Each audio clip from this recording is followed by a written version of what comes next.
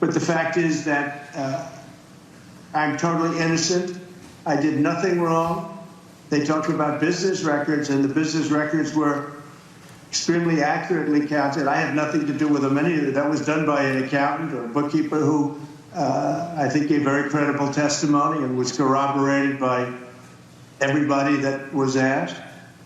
And with all that's happening in our country today, with a city that's burning to the ground, one of our largest, most important cities burning to the ground, with wars that are uncontrollably going on, with all of the problems of inflation and attacks on countries and all of the horrible things that are going on, I got indicted over calling a legal expense a legal expense. It was called a legal expense.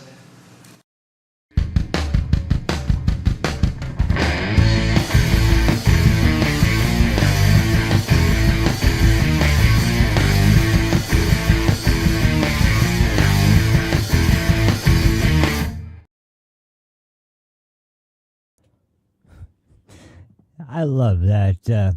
That's time he had to actually finally respond in court to some of the stuff. Although it was very short-lived and wasn't a comprehensive list of every way they've screwed the man over. At the bare minimum, he got to at least say something. So that's nice. And he just got to rail on how, what an absolute sham the trial was. But we'll talk about that in just a minute. Because I'll just mention right now, I'm on a very limited schedule today, so I have two things I have to get to for sure. So I've got no time to waste, so let's go ahead and get started with the first one.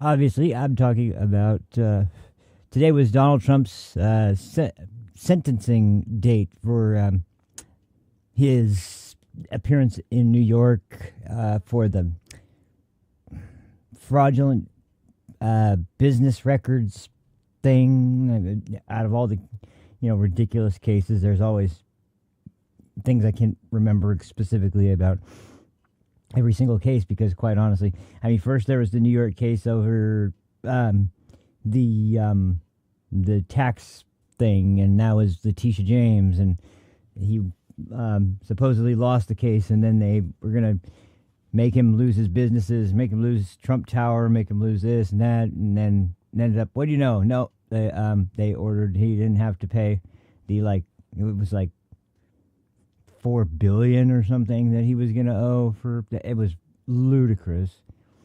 Got that down to much lower, although still ridiculous that he was having to pay it.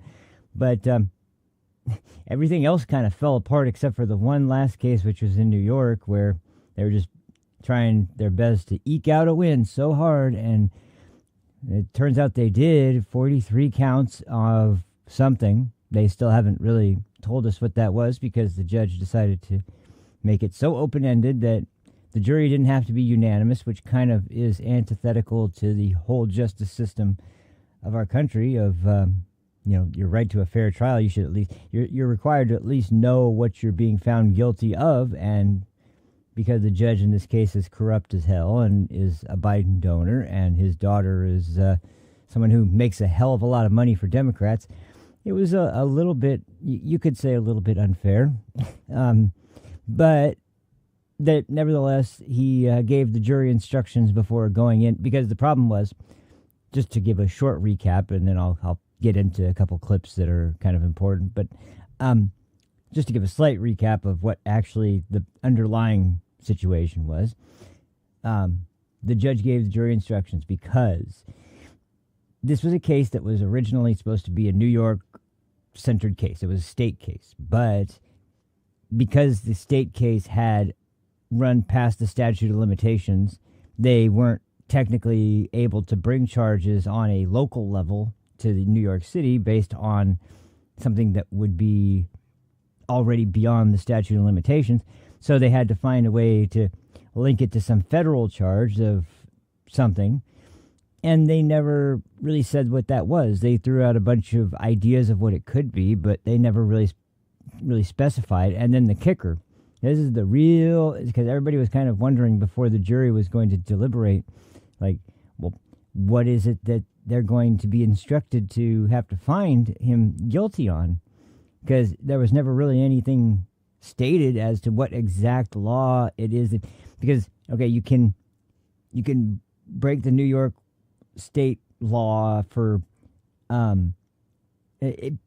essentially for bookkeeping and fraud of some kind, but then the ultimate case that had to be shown for federal, they were trying to link it to something related to campaign finance. But the problem is that since it was his own money and not campaign money, not donor money, not money that came in for the campaign and literally was money out of his own pocket, that wouldn't violate campaign finance law, no matter how hard the Democrats on television tried to argue that but the problem is if you think about that in the inverse way and say that, okay, well, then now you're arguing that he should have paid for his personal expenses with campaign funds, and that wouldn't violate campaign finance law. That makes no sense, because then you'd be coming after him for actually violating campaign finance law. So they had this bitter back and forth that was not going to go anywhere. And of course, Trump had that expert on campaign finance law because it's very, very murky.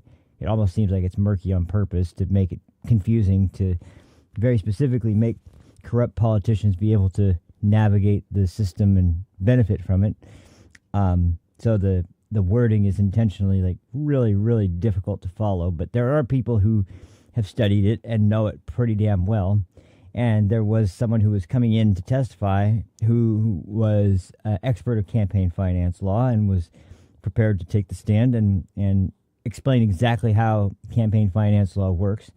But he was blocked, of course. He, of course, wasn't allowed to come up as a witness for the defense. So ultimately, like every dirty trick in the book was played during this whole thing. And when they were ultimately given instructions for the jury to deliberate on guilty or not guilty, here was the final kick in the ass that was just like, oh, he's just spitting on him at this point. He's just got total disrespect for everything. The law, the defendant, the due process, everything. He says, you don't have to unanimously agree on what the federal charge is that he broke. You just have to agree that he broke one of the federal laws around campaign finance. What? That doesn't comport with United States law in the slightest. And yet that was the instruction. And of course, the jury, essentially on those grounds, I don't know if I can say I agree at all, but at the same time, these cases always have mobs surrounding the court, and part of them are Trump supporters, of course, but the other part of them are people who are sick pieces of trash that will try to find out the names of jurors and try to find out where they live and where they, same tactics they used against the Supreme Court justices when they were ruling on the Dobbs decision about abortion, and same thing there. So they all came back, and of course they decided he was guilty on 32 counts. So the problem was 32 counts. Okay, what's the sentence going to be on these 32 counts of a mystery charge that makes no sense? Ultimately, because Donald Trump won, and because of the fact that this meant literally nothing to the voters other than maybe making them more sympathetic to Donald Trump, I heard so many people, especially, it was interesting to especially see a lot of minorities that came out and say that they had been through some bullshit legal process with some kind of prosecutor that was overly aggressive and really, really trying hard to, keep his position. And a defense that was very lackluster and didn't really give a shit and was trying to get him to just, do whatever was going to be the shortest and easiest sort of case. There was a lot of people like that came out in support of Donald Trump, and it was like, he's going through the same type of thing. It's like the legal system has targeted him. It felt like I was targeted as well. It's not, and once again, this breaks down the whole racial lines narrative that the left tries to push about how people are targeted based on race. It's not based on race. It's based on a lot of things, but not race. And it's based on two things. It's based on class and corruption. And Donald Trump, while he is of the higher class where they normally would be sort of protective, he doesn't play the political game and the status game that all the people in the upper class that are wealthy donors to campaigns play. He doesn't play those same games, so of course that means the corruption aspect of things kicks in, and that was why he was subjected to this, and also just because they thought that, and this was why the episode is named the way it is, because this was something that was supposed to be this great day for Democrats, where in New York, when you are found guilty, it's not official that you're labeled a convicted felon until the sentence is handed down. So this was supposed to be the big day for Democrats, where you'd be able to finally officially call him a convicted felon, and it actually is true, and it was just like this just very cold, very dead, completely pointless sort of exercise that really meant nothing, because they basically didn't already get what they want. They knew that this wasn't going to sway voters. This didn't sway voters. And the only reason is just to adjudicate it now so that all the pundits on left-wing television can all come out and say that the convicted felon and President Donald Trump, that's what this all is for, to be able to have that title that they could use legally and legitimately based on the law that is so fucking ridiculous, but is there. And that's what this was all about, because the judge essentially imposed, I forget what the actual word it's called, and I'm sure it'll be brought up in the clips, but no jail time, no fine, no community service, no penalty really whatsoever, but still, because he was found guilty, he can be called a convicted felon.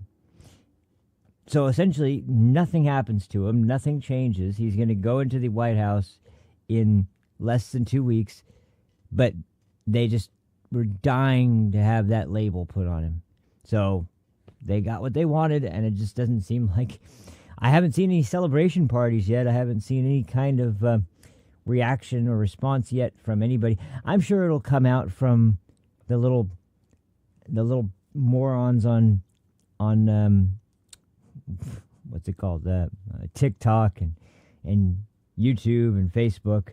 They're the little bitches like Brian Tyler Cohen and David Pacman and all the little douchebags that think they're so. I mean, anytime they get into an argument with anybody that knows, anything at all about the political process and how things play out in terms of voting, in terms of the law, in terms of anything based on history,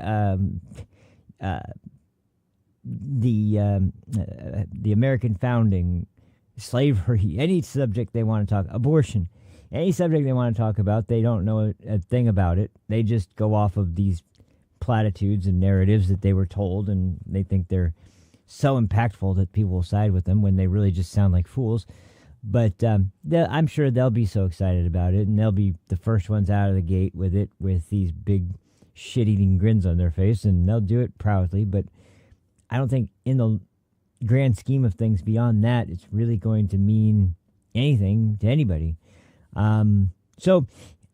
But I mean, I'll tell you who does probably feel like it really means something is the people of New York, who've been sitting around having to deal with this charade for the better part of 6 months now, and watch as the city descends into this crazy anarchy because of this district attorney who just was so desperate to get his case heard by the judge, and like doing anything and everything possible to make sure that they get some kind of win over Trump. Because, I mean, earlier this week I was talking about how Merrick Garland was in the crosshairs because, not literally, mind you, but by Biden especially, for apparently not aggressively prosecuting Trump faster. And I look back and I think, it wasn't even considered realistic that he was going to even run, let alone that he would win by anybody on either side for at least about half of the presidency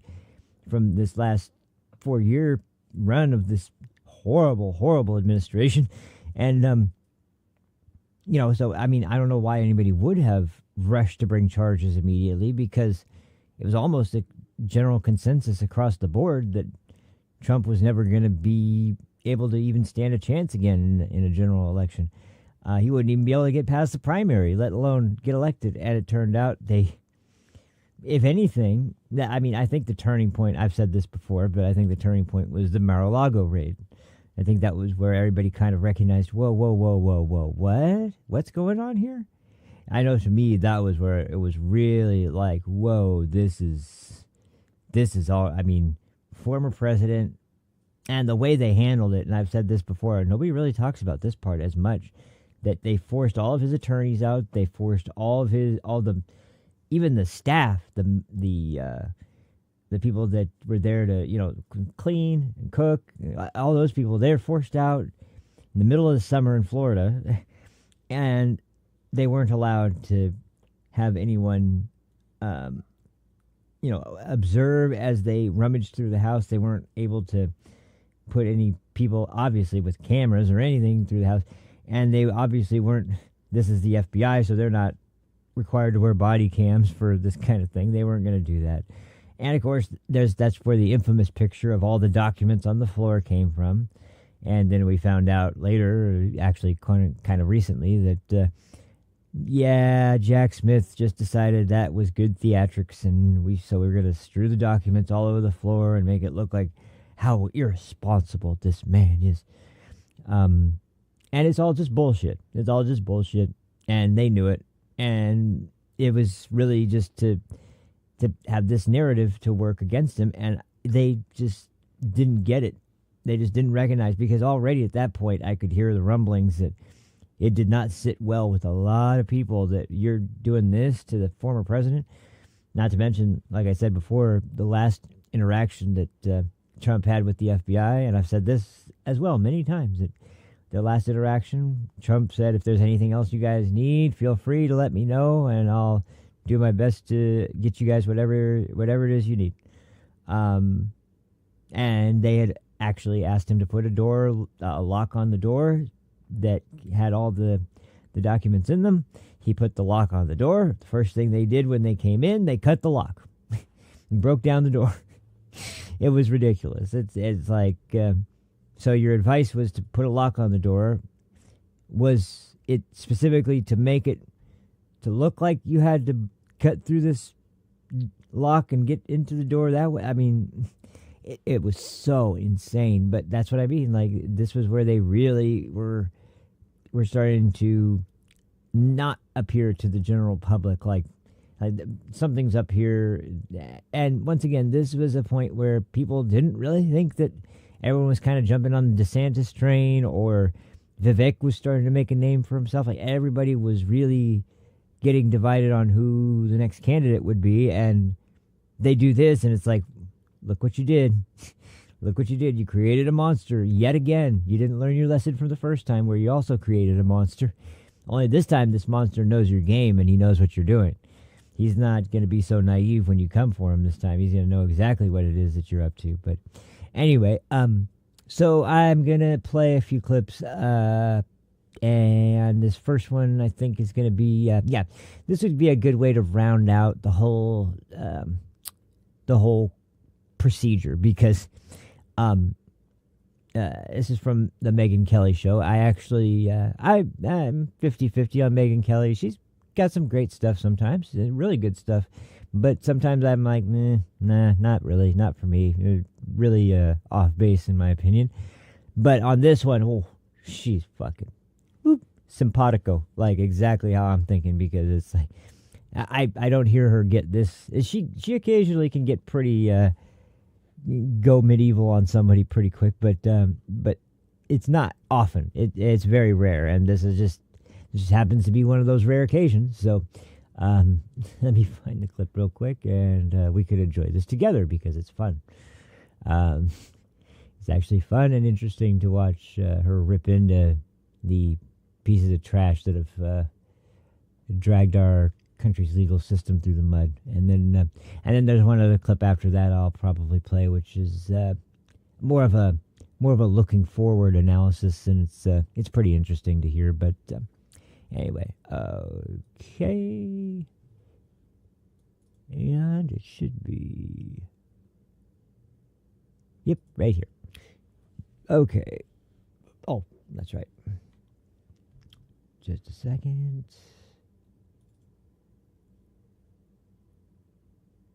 By the way, sorry about the delay today. It was because I mentioned yesterday I got a 4K TV, and I was actually setting that up. It took a little bit longer than I thought because the desk that I was putting it on, it was actually, my last one was on a monitor stand that was just clamped to the desk, and I took that down, and I had to put it down with the regular legs for the TV or the monitor that were and take up a lot more space on the desktop. So it took a little bit while to get that cleaned off and then put it up, and then yeah. So I basically, it just took a while longer to set that up than I thought, and but it's up and it's running, and it looks fantastic, of course, so I'm not complaining. But anyway. All right. So is this...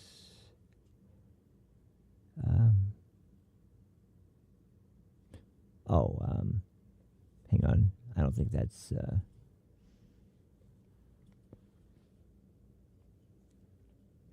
Oh, that's right. There's a new TV, so it's... I didn't think about that part.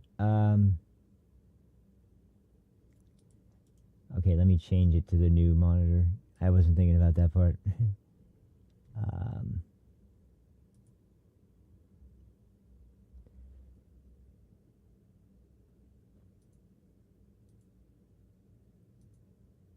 Okay, there we go.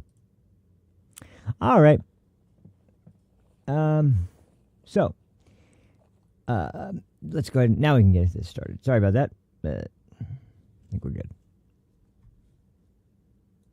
In a New York City courtroom this morning, Judge Juan Merchan handed down the sentence of an unconditional discharge to President Trump. This means no jail time or any other punishment, and many believe the conviction will eventually be thrown out on appeal. It will be thrown out on appeal. Mark my words. It's going to be thrown out on appeal. It actually stands a very decent chance of being thrown out by the New York appellate court right above this guy, Merchan. And I believe the New York State Court of Appeals, this is eventually going away. So enjoy it while you can. You can say convicted felon right after you refer to him as Mr. President. And it will be a limited period of months. And then it will get reversed. And so will that label. And you helped to get him elected. So with this lawfare, I hope that makes you feel good at night. I'm not exactly sure why the Democrats feel so smug about this. Yeah, I don't either. None of this stopped the prosecutor of Donald Trump in the New York State Supreme case, Joshua Steinglass, from droning on. This man is ridiculous about just how terrible of a man he thinks Donald Trump is. Watch. Yeah, look at this. The defendant's conduct before, during, and after this trial also merits consideration.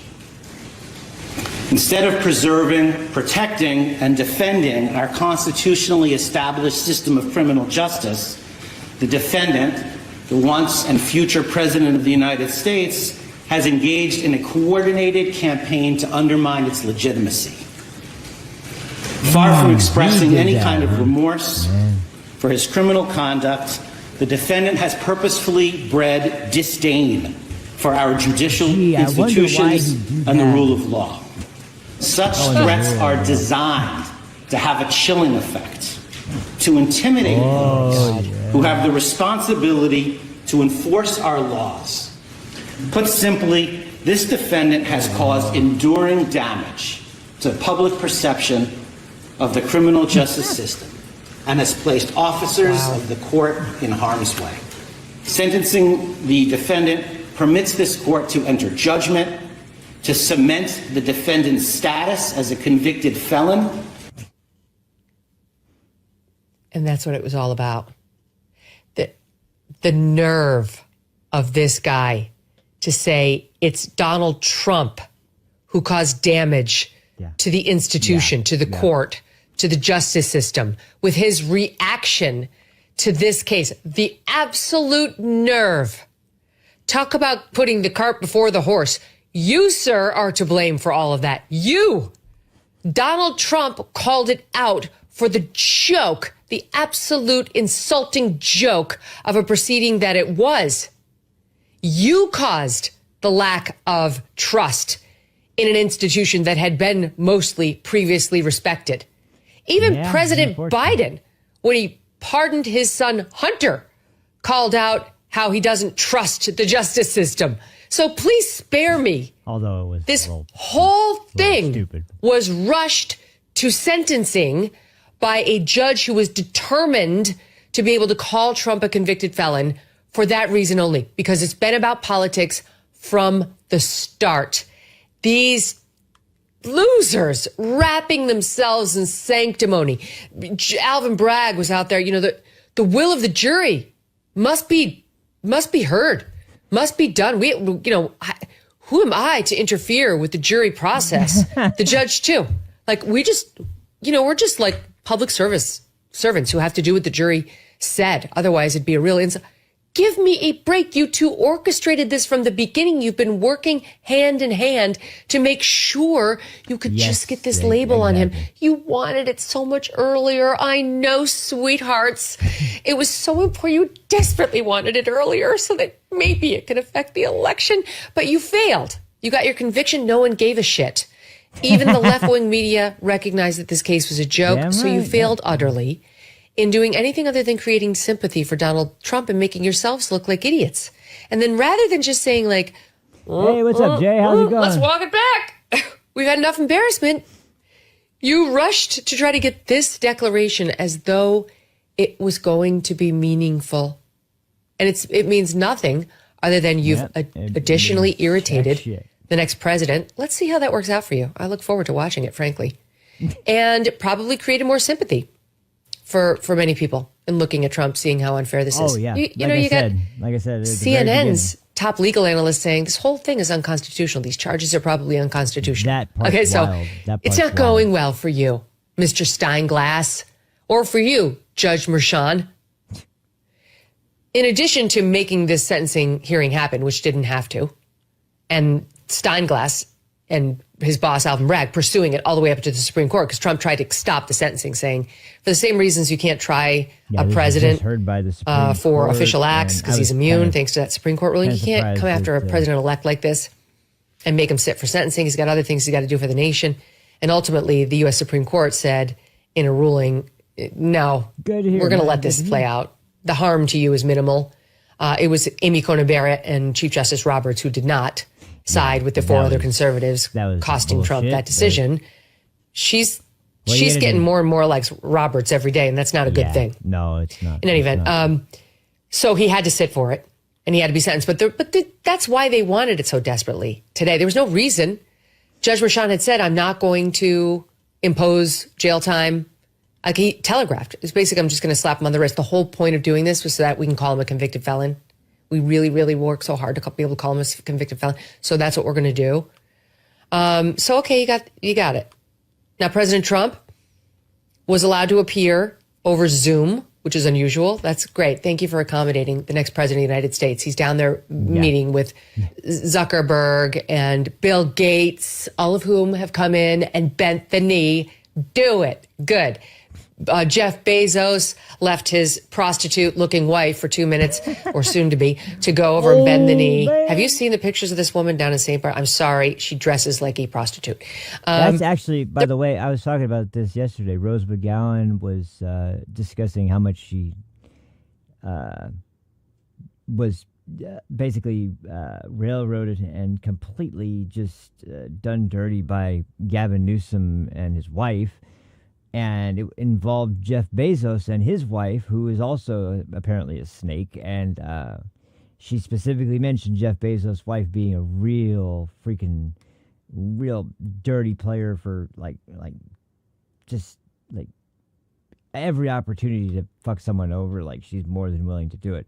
So it's hilarious to hear Megan say his prostitute-looking wife, because I'm sure I haven't seen any recent photos, but every photo I have seen from even a while back, she's pretty scummy looking. But anyway, that's just perfect description. So yeah, they're all bending the knee for Donald Trump, so he's busy. Judge Merchan, he doesn't have a whole lot of shit ton of time to deal with you and your political theater. But he appeared via Zoom, and then the judge did something he hasn't done before in this whole process, adding to the theater, which was he released the audio. That's how we just got to hear Steinglass. Yeah, that was none of this thing was on camera or on audio, remember? We didn't get to hear audio of Stormy Daniels. We saw the sketch artist painting of her. Yeah, she took the stand. But today, Judge Merchan really, he waxed poetic about the case from the bench. And I think he knew he was going to say something truly profound that America would want to hear. He had a very and maybe they'd want to hear Steinglass talk about what a shit Trump is and what like a really important case this was and how poorly the justice system has been treated by Trump. So they released the audio. Meantime, that included the audio of Donald Trump, who was participating in the whole thing from Florida, where he said that he is completely innocent and that this case was a political witch hunt from the start. Watch. It's been a political witch hunt. It was done to damage my reputation. Some more of that I played so that I'd lose the election, and obviously that didn't work. I'm totally innocent. I did nothing wrong. They talked about business records, and the business records were extremely accurately counted. I had nothing to do with them. That was done by an accountant. This has been a weaponization of government. They call it lawfare. Never happened to any extent like this, but never happened in our country before. And I'd just like to exclaim that I was treated very, very unfairly. Judge Merchan, who, again, fairly straightforward. He could have done this not at all. He could have done this with no audio, or he could have done this, if necessary, after Trump's presidency, but no, rushed it on. He could have given the evil Trump, who interfered with an election. That's what Steinglass said. He made this from a stupid business records case in which he wrote down legal expenses for money he gave to a lawyer to make a nasty complainant go away. That sounds like a legal expense to me. They turned it from a business records case into a hush money case into a federal election interference case, one that the feds refused to bring. Like I said, he could have given him up to 4 years in prison. That's serious business. You interfere with an election. The scheme that he was actually accused of, lying to the American public, committing fraud so they wouldn't know what they were electing. Yeah. It was all lies. All of it was freaking lies. So, but if you follow their logic, he deserved 4 years in prison, right? So why did we have a DA go in there and say, I consent that there should be no prison time? Because they had to. They had to in order to get this thing held before the inauguration. Because they knew Trump would appeal it. And one of the reasons the Supreme Court said, we're not going to hear this right now. We're kind of not interested. Trump can take this case up on appeal. By the way, it's going to be reversed. They didn't say that, but I'm sure it will be. One of the reasons the Supreme Court said, we're not going to take it right now, there's no urgency, is because they said, look, the judge is telegraphing he's not getting any jail time, so we don't need to get involved yet. So that's why the prosecutor and the judge were both like, there'll be no prison time. Please let us hold our hearing in which we get to label him. We want the big CF label. Don't interfere. Mm-hmm. Okay, so he could have given him 4 years in prison. He said in advance he wouldn't, and he didn't. And he said he was distinguishing between Trump, the citizen, and Trump, the president.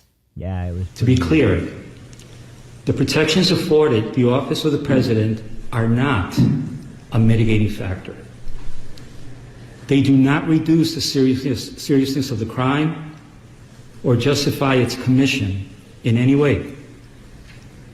The protections are, however, a legal mandate which, pursuant to the rule of law, this court must respect and follow.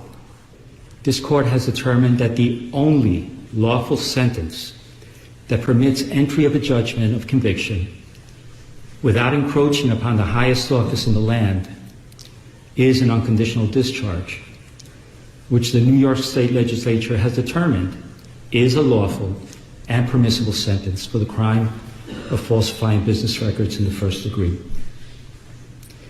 Therefore, at this time, I impose that sentence to cover all 34 counts.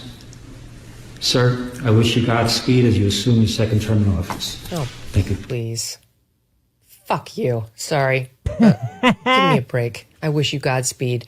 Bullshit. Yeah, tell me about it. This is such a farce.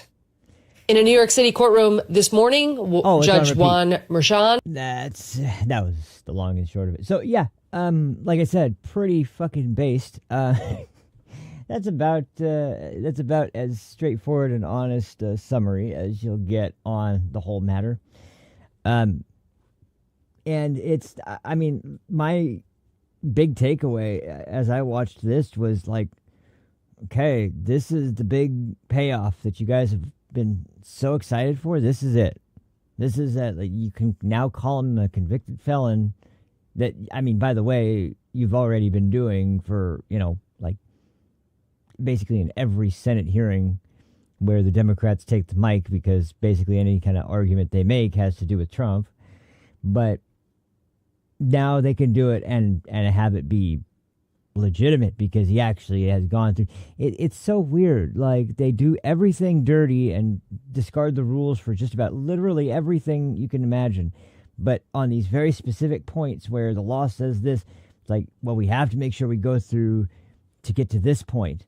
So you can break all the rules in the book, but to call him a convicted felon, well, no one will accept that unless we go through the actual sentencing process. Nobody accepted it. Nobody's going to accept it now either. Like, who gives a shit? Who really cares if he went through the process or not? The process, the whole thing was a fucking joke.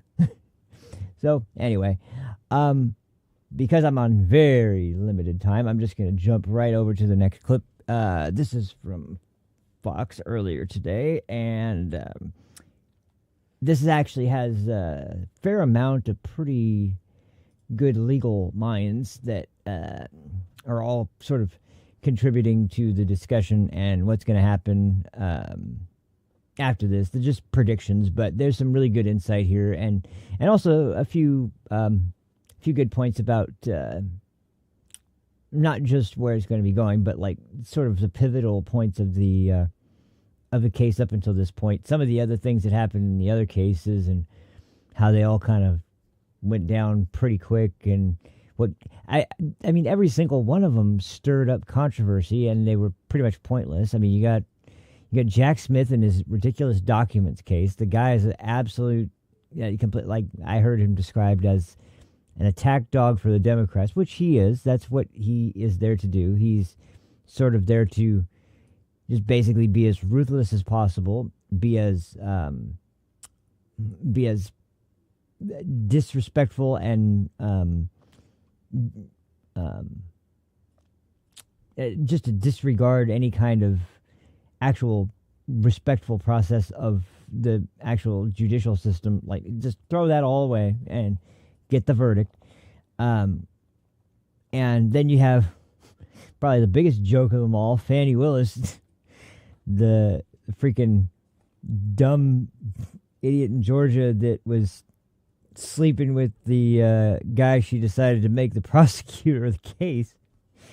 And then all of a sudden, now she's the one in the defendant's seat because she freaking was paying this guy millions of dollars to be the prosecutor, who, by the way, he had never, sat in on a case anywhere near this high profile. He'd never prosecuted a case anywhere near this profile. He'd never been involved in a case of anything like this before. He was totally unqualified to actually be the prosecutor in this case. But hey, he's sleeping with Fani Willis. He's sleeping with the DA, so he's going to get certain privileges, So it was, and like I said, now they're all scrambling because she was removed from the case, and it's going to have to be sent to the state DA, who is likely going to be like, no, we're not going to take this up. Like, no one's going to take up that joke of a case either. So, anyway, like I said, let's jump over to this clip and, what did I call it?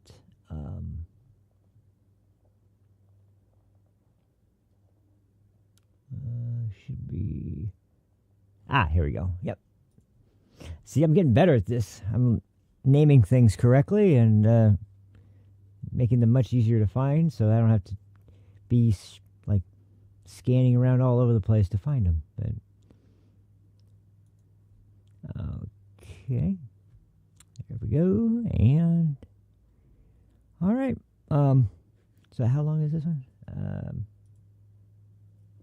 Yeah, this is about 10 minutes, so this will probably be, like I said, I'm sorry, guys, I really am, I wanted to do a full show today, but actually it's kind of better this way because tomorrow I can go in depth on the other subject, which really is a lot more, there's a lot more to say. It's about the situation in Southern California that's still, by the way, going on. We're up to, I heard this morning, the total count now is over 10,000 buildings and homes completely destroyed. And we're up to, like, I think it was 3,600 or 1,000. I don't want to misquote it. It was how many acres had been destroyed. It was an incredibly huge amount of land. And some of the people that are returning to the homes and places that have been destroyed, there's some really heart-wrenching sorts of scenes that you're seeing coming from them.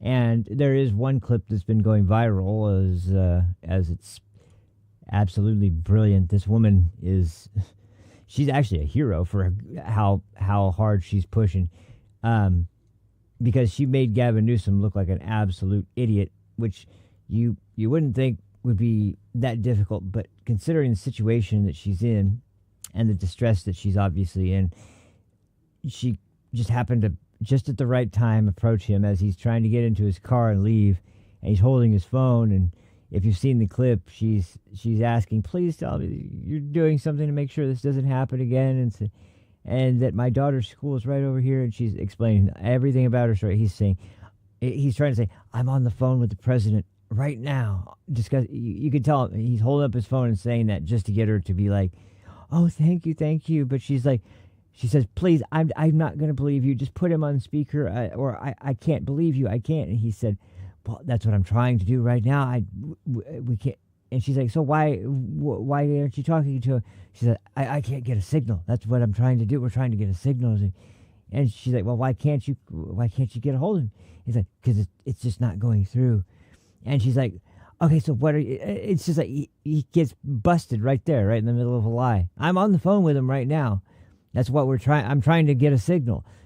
So what is it? Are you on the phone with him, or are you trying to get on the phone with him? Because you're really full of shit, actually. And the fact that you can do that to a woman who's sitting there in complete distress, crying her eyes out because her daughter's school was destroyed, and you're going to lie so you can get back into your SUV because all you were there for was the photo op, and so you could rag on Trump a little bit, and then go back into special session to make sure that you keep Trump-proofing California.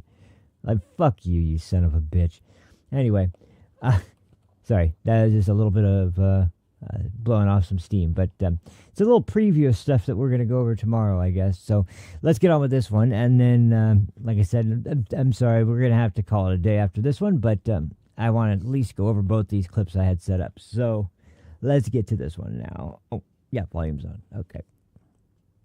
And we have just heard that apparently Trump is finished speaking and that Merchan, the Judge Merchan, is starting the sentencing right now. And in wrapping up, Trump said that this is a great embarrassment to the state of New York. And then Jonathan pointed out this idea that Michael Colangelo left his position as a deputy or assistant attorney general at the Department of Justice to take on the mantle of a humble state prosecutor for this case. I mean, that was something. Michael Colangelo, just real quick, by the way, he's the guy who was working directly under Merrick Garland at the Department of Justice, who just happened to be the one person who was furious that no charges were being brought on Donald Trump in these cases in New York, and so he actually left the DOJ, went to New York, and went to the New York District Attorney's office, and became a prosecutor there, which is a hell of a step down from the directly for the Department of Justice under the President of the United States, to go from there to New York to work for the local DA, to be a prosecutor for the New York judicial system, just to, what? There could be no other reason other than you desperately are trying to get Trump, and potentially, still be in touch with Merrick Garland and your old buddies back at the DOJ to make sure the case goes the way they want it to go. There's not really many other explanations that make any sense. So anyway, I just wanted to clarify that real quick, because that's one of the finer details that's really important. But anyway. Thing that a lot of people said, well, that draws a direct connection between what's going on in New York City and what's going on at 1600 Pennsylvania Avenue. What do you think? Well, it is interesting that in these final remarks, Trump is opening up about many of these issues. He's raised some of these themes before, but he was also under a gag order, something that many of us felt was excessive. You had this acting New York justice in Manhattan effectively controlling the leading candidate for the presidency on a subject that was important to many voters. Many voters saw what Mershon did in his courtroom as raw lawfare, and saw these types of cross-pollination that you just raised, John, as evidence of that. And I think that, in my view, that's the verdict that is going to be unassailable here. I don't think this case is likely to be upheld. I hope it will not be. But I think that the verdict on the New York court system is going to really stand the test of time. This was where the New York court system failed in a spectacular fashion, allowed people like Bragg, Attorney General James, and others to weaponize their system. It's going to take years for New York to regain a sense of legitimacy in the eyes of many citizens, including many business people who look at this and say, but for the grace of God go I. But the one thing that I think that Trump can take some solace in is that he can now appeal this case in whole.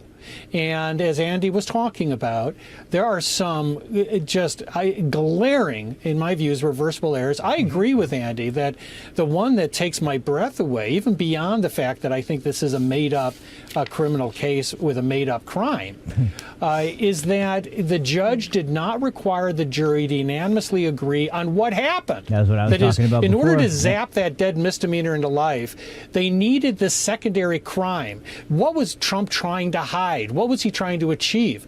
Mershon just said, come up with anything. It doesn't matter. You just choose on this menu, and you don't even have to tell us what you actually think happened in this case. And it doesn't have to be unanimous. That should be outrageous to everyone, including critics. And, I have to give credit. Over at CNN, their senior analyst said this was unprecedented, absurd. The New York senator from New Jersey recently used stronger language to condemn this case. Those are voices from the left that I want to give credit to. But where the silence, the deafening silence, is coming from the New York legal system itself. Right. And that's where I think many of us are rather shocked that we ever got to this point to see this sentence come down in a case that should never have been brought. Andy, Todd Blanche is the defense attorney with Trump today. He's going to be starting at the Justice Department on January 20th. Right. That is not a Senate confirmed position, right? No, it is. No, it is. So he'll have to be Senate confirmed. So he's probably not going to talk too much outside of this until then. But can you project a little bit ahead? I mean, if they're saying what they're saying about the New York system and also about the overall court proceedings in America and people not having confidence, what can or should or do you anticipate Todd Blanche, Pam Bondi might do there? Well, I think the first flashpoint, Dana, and Trey and I talked about this before we came in, is probably the Mangione case, the terrible homicide case that we had in New York. Very interesting, not to get too much into the weeds I was just talking about that this, yesterday, but too. In most of the country, there's no problem if the state prosecutes someone having a separate federal prosecution because of what we call dual sovereignty. But in New York, it doesn't work that way. In New York, they have what they call equitable double jeopardy in the state constitution. And as a practical matter, what that always meant when I was a federal prosecutor here, we could always win the turf battles. Because if we go first, the state can't go at all. They're basically jeopardied out, as we used to say. So I thought it was interesting that the Biden Justice Department evidently made a deal with Bragg that New York could go first on Mangione, and then the feds would go. I would be very surprised if the Trump Justice Department feels like they have to honor that deal. All right. Anything to read on that, Trey? I hate to use the word collusion, but Pam Bondi, Todd Blanche, Kash Patel, if they're all confirmed, will find out whether or not there was collusion between Merrick Garland and Alvin Bragg to bring this case in state court. It's not about they'll if have there all was, the it'll be paperwork, to all what the paper extent there trail. was. So if That's there gonna was be the real collusion, question. we'll know about it in about 3 months. I can almost guarantee there was. So more notes from inside the court from our Kerry Urban. Judge Merchan, in his preamble to announcing the sentence, says the Trump trial was no different than all of the other criminal trials in the building. Merchan attempting to create equivalency between Trump and ordinary criminals while acknowledging the fact that he won the presidency and how it is in fact different. Andy, you want to tackle that one, that the Trump case is no different than any other case that comes into his courtroom? Well, I think the Trump case is different because the defendant is in the courtroom. In Alvin Bragg's New York, that doesn't often happen. We have criminals who commit very serious crimes here who never actually get charged and never find their way into the court. Which, by the way, we were just talking about this yesterday, too. If you remember, I was talking about the Laken Riley situation that we were going to be discussing in Congress soon, or they're going to be discussing in Congress soon, which was based on the illegal immigrant that came in and got first arrested in New York for, first he was let in because the detention centers were over capacity, which is the most ridiculous reason. Oh, we're at capacity, so here, just come on into the country. But then when he comes in, he goes to New York, he is arrested for child endangerment. And, of course, he just gets let go because, once again, there's no cash bail. He takes off, goes to Georgia, and he kills a young girl, and finally it's time to pay attention. Only at that point, it's basically a middle finger to the family of the girl that got killed. But, it's like, so that's all fine. That's cool with Alvin Bragg. That's no problem. We gotta make sure that we treat these illegals fairly and humanely.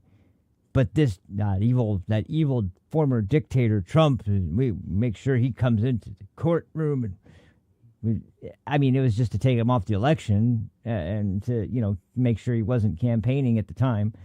Unfortunately, they didn't recognize the man's like a fucking machine. And somebody said Charlie Kirk was describing how insane it is to travel with Trump. Like he just does not sleep. He goes from location to location to location and just does not sleep. He just is pumping out campaign event, speech after speech. It's insane. And even just watching it, it's nuts. But anyway, I just had to throw that in there because this is the state that has this huge problem with crime because they were enforcing the most ridiculous restrictions on policing, the most ridiculous policies on how to handle people who are arrested, and the bail situation that they were not enforcing any kind of collateral for bail, and then so there's no reason for any defendant to stick around if there's no collateral, and then so then they take off even if they're a goddamn illegal immigrant.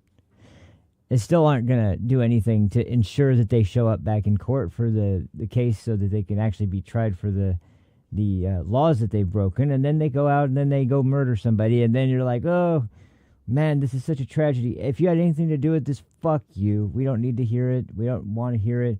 This morning, scumbag Democrat, this guy Ro Khanna, I swear, he's such a two-faced piece of shit, sitting there saying, well, we would go along with the border wall and to close the border and make sure that illegal immigrants are unable to come to the country if we have comprehensive immigration reform. Now, how about you shut up with the stupid comprehensive fucking immigration reform and just enforce the law we already have? How about that first?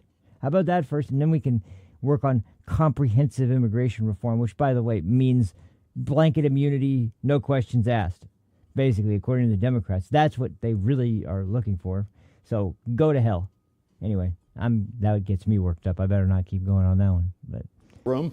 When they get into one of Alvin Bragg's courtrooms, if they start out with a felony, if it gets down to a misdemeanor, that's actually lucky for the public. Very often, there's not even misdemeanor dispositions. I just think it's like living in an alternative universe, listening to these guys.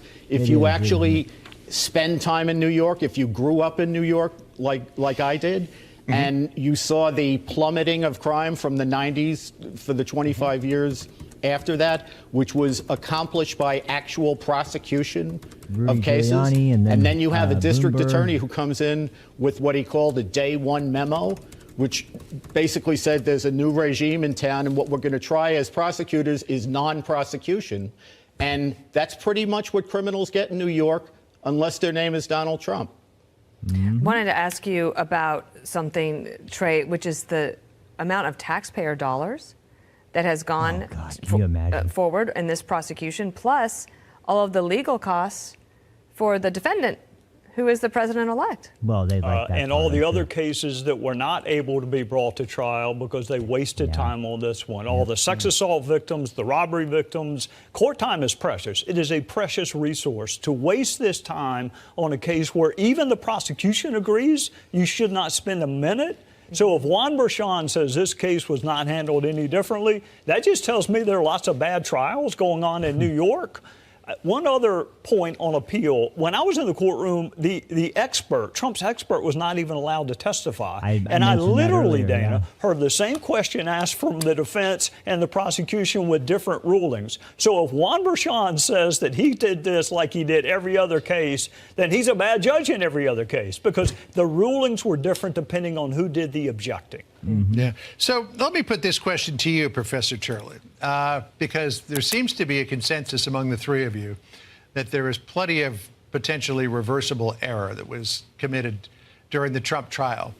Yet in the New York court system, Trump has pretty much gotten locked out of all of his petitions to either have the case thrown out or delayed or sentencing delayed or whatever. What makes you believe that he could prevail on appeal, given his track record with the New York court system, which a lot of people believe is politically allied against him? Well, very few people have high expectations at this point for the New York legal system, and it hurts me to say that because I've had a great respect for that system for many years, as has many others. But there's also a problem in these interlocutory appeals. They kept on taking these three-point shots mid-trial, shortly after the verdict. Those are always disfavored. And so the chances of prevailing are not high. You have a better chance once the case itself has been appealed, but also eventually this will go to the Supreme Court. And the key is escaping the vortex that is the New York court system. Yeah. Oh, that wasn't as long as I thought. So, yeah, that's really the key. And there is one other thing. I didn't hear anybody bring this up except for in one case, so on one channel, and I don't know. I don't know the actual extent to this being legally enforced or how valid it would be, but there's one other thing, and I'll close with this because, like I said, I got a jet. But there was something that was brought up, and it has me a little bit worried. Not that much because I think that, ultimately it's been because nobody wanted to interfere with the actual process from start to finish up until this point, which is why all this has been going as long as it has and the way that it has, and it's all been under the umbrella of this hack judge's decisions. But that has stretched the process out to nearly the point of Inauguration Day. And this was the point that was made that got me kind of worried, was that apparently in New York specifically, which this is the point where maybe once it gets past New York, it will be a little bit more valid. But in New York specifically, they would consider that since presidential immunity would be what's the word? Well, it would essentially prevent anyone from bringing a case against the sitting president. That any kind of appeal for a case that had already happened that was brought by a president would also be under the same vein of somehow law that would affect the president-elect, or the actual sitting president, and therefore they wouldn't be able to bring it up while he was actually president, because it was a weird way of, I mean, but New York has a lot of weird ways of apparently doing their writing their laws, or actually, just the way that they're interpreted. I don't know, but apparently the idea was that because he was a sitting president, they wouldn't be able to take it up on appeal because he would have presidential immunity, so they wouldn't even be able to hear the case because it would be somehow an interference to the executive branch and the president's sitting as the head of the executive branch. So therefore they wouldn't really be. I don't understand the rationale behind that. It seems really stupid, because this isn't bringing a case against a former president. This would be an appeal process on a case that had already taken place with a current president. So I don't understand how that would be the case. But even if it was, they would probably just like dismiss it, and then it would once again at that point be like, okay, we'll move it up to the next court then. And that's kind of how cases like this go. They appeal until they get all the way to the Supreme Court as the last ditch effort for a case. But the point is that they already had a decision that was pretty. I mean, I think that as far as Megyn Kelly mentioned this too, Amy Coney Barrett, I'm becoming very wary of the way she's been deciding cases, because it's been very often that she's the only justice other than John Roberts, who is, I think, because he's the lead justice, or whatever the title is, of the basically the head justice of the Supreme Court. That's why they call it the John Roberts Court, John Roberts Supreme Court. But essentially, she's been the odd one out in a lot of cases where every other conservative-leaning judge has been like able to interpret constitutional law the exact same way, except for her for some reason, and I don't know what the reason for that is. But the only thing I can think of is maybe that.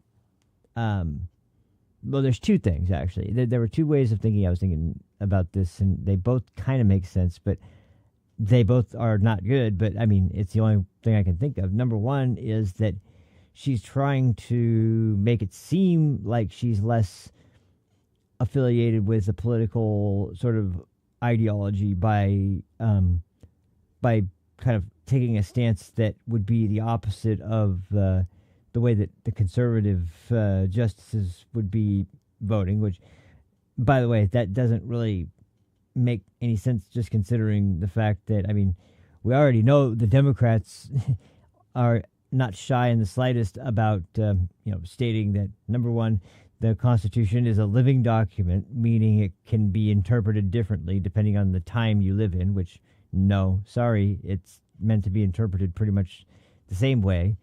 And that's why it's that's the reason why social media and the internet in general is considered a platform where free speech still applies.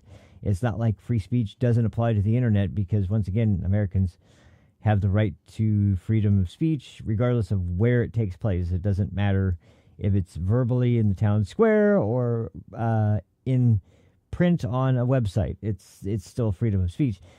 But they have no problem in saying it. So for things like abortion, obviously, is the biggest one because of the Roe v. Wade situation. But that's one that's so controversial, of course, because even left-leaning judges said that was very badly decided in its original form, and it didn't make any sense having it apply. It was originally about a privacy issue. That was ultimately the way that Roe versus Wade was decided in the first place, was that it was a privacy issue. That got interpreted so far as to mean that a woman can have an abortion at any time during her pregnancy, even up until the moment of birth, for any reason, even if it's not life-threatening to either her or the baby or anything like that. And that's what gave rise to partial birth abortion. That's what gave rise to that insane governor of Pennsylvania who was talking about essentially post-birth abortion, a.k.a. murder or infanticide, if you like. But anyway, things like that. That's why they can use that to justify those decisions. But the other theory I had, as far as the way she's voting, is that this one's harder to kind of make sense out of it, and it's a little less. It's a little.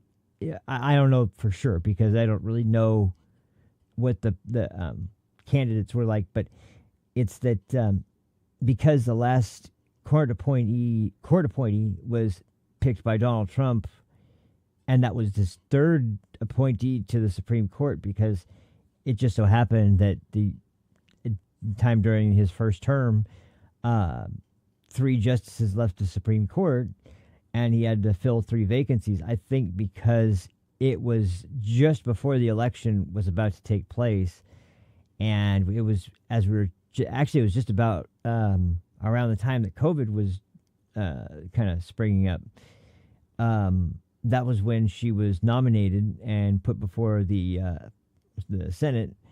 And because it was kind of on a very time-sensitive basis that he and the Democrats were trying to argue at that point that well, it's an election year, we should at least see who wins the election first before we nominate a Supreme Court justice. Like, really? Well, Obama did the same thing while he was in office. That didn't stop him from nominating somebody before the election. And I mean, you're still the president.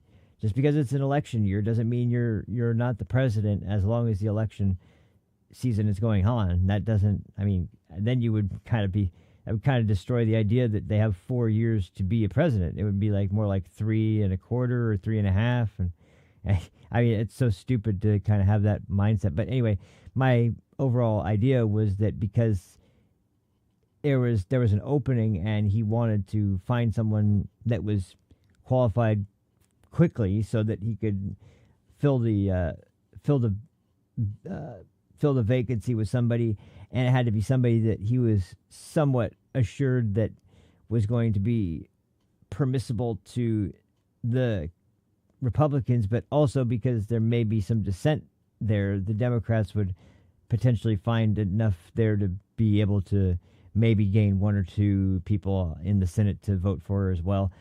Like I said, it's kind of a far-fetched theme. I don't know for sure, because everybody, even every conservative that I heard on online or on podcast or on television, were all saying that, yeah, Amy Coney Barrett seems more than qualified to be a Supreme Court justice.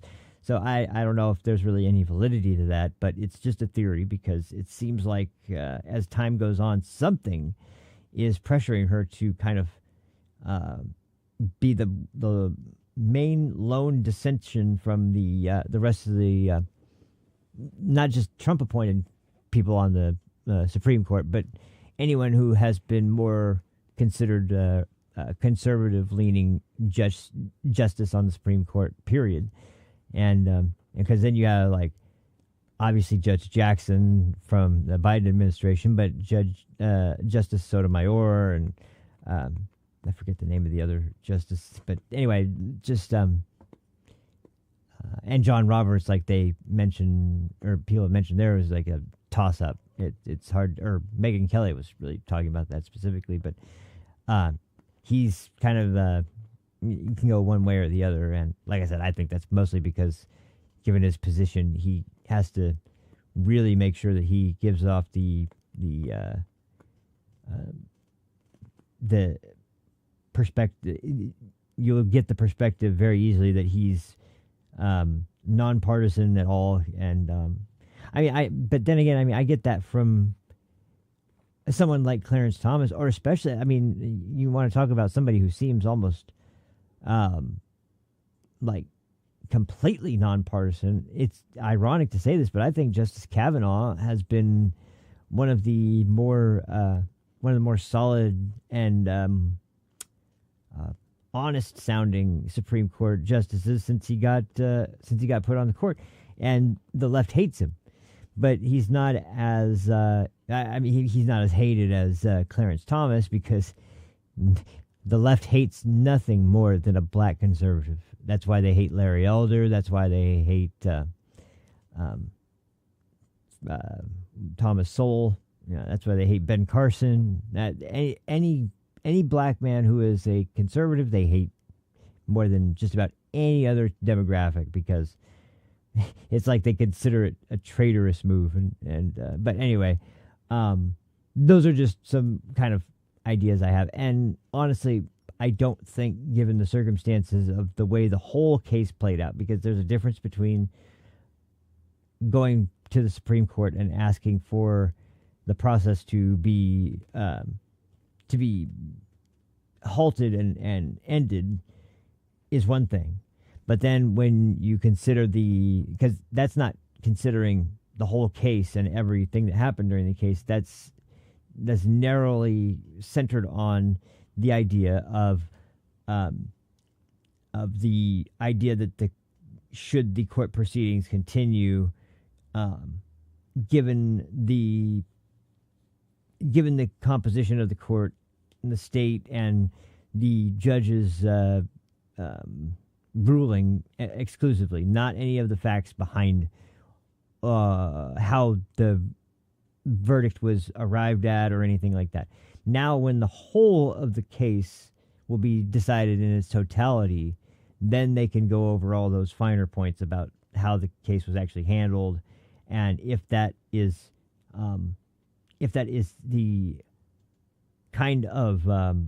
a kind of proceedings and deliberation and decision that seems legitimate, given all of the factors of the court proceedings, including the decisions on everything from jury selection to witness calling and cross-examination, everything like that. So and every single one of those processes, there was like they hinted at it there, but there was basically every time an objection was raised by the prosecution, it was sustained. Every time an objection was raised by the defense, it was overruled. It didn't matter how valid it was. That was always the pattern. I was listening to the description that was read from the court record, and all the issues and points raised by both sides, and every time it seemed that any kind of objection was raised by the defense, it was always overruled, and anything that the prosecution raised was always sustained. It was so blatantly obvious that there was bias in the courtroom. And once again, people have tried to argue the idea that, well, he only donated a small amount to the Biden campaign. It's like, I don't give a shit how much he donated. The point is, you don't give money to a campaign. What's the reason you give money to a presidential campaign, or any political campaign for that matter? Do you give it to them because you are impartial, or because you want them to lose? No, there's only one reason you donate. There's only one reason. You can't even argue with it. There's no other reason somebody would give money to a political campaign other than you support that political position or politician, period. So, like, this idea that, well, it wasn't that much, I don't care, like, if it was $1.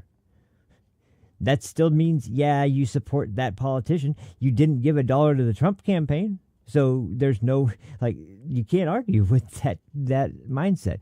And that's not even including the whole aspect of his daughter being involved in all these supposed nonprofits that were, obviously actually raising money for left-wing candidates to run not just as president, but in Senate and House elections all across the country as well. So his daughter was, in particular, anything that was beneficial to the teachers union, because I believe that was the nonprofit that she was essentially working for. But and I already talked about Randy Weingarten. I don't need to go into that crazy bitch again. But anyway, that'll do it for me. Now I'm getting the call already, so I better get out of here. But thank you guys so much. I'll see you guys tomorrow. Like I said, we'll go over some of the more deeper stuff about the fires that are still going on tomorrow in the show. I've got some clips already saved. I don't even think I'll need to really go digging unless something big comes up, and I see it before the show tomorrow. But yeah, I will be here tomorrow, and I'll see you for the show then. So thanks again for watching again. I'm tongue-tied as hell, sorry. Thanks again for watching, guys. I'll see you guys tomorrow. Until then, have a great afternoon, and I will talk to you tomorrow. So take care of yourselves and have a good one. Peace. Now, I can't read it. There's no words on it. Okay. Sure. There's no words there. To play us out. What does that mean? To play us out.